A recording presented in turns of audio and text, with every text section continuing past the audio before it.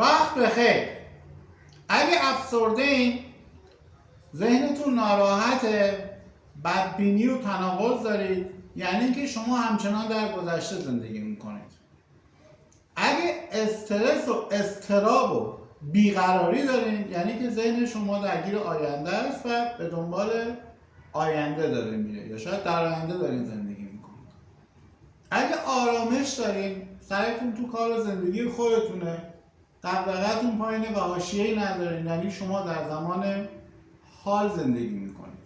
من نمیدونم کدومشونو شما هستین، ولی سفر زمان هرچندم تئوریکال و عملی نباشه، مفهوم زمان رو تغییر میده و به نزدیک بی نهایت انرژی میخواد که بشه روی کاغذ حداقل تعریفش کرد.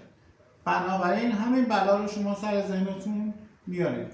وقتی سفر زمان داره ذهنتون به گذشته و آینده، ذهن شما فرسوده میشه، درگیر حاشیه میشه و انرژی وحشتناکی رو میسوزونه بدون اینکه کاری انجام داده بشه. موفق باشید.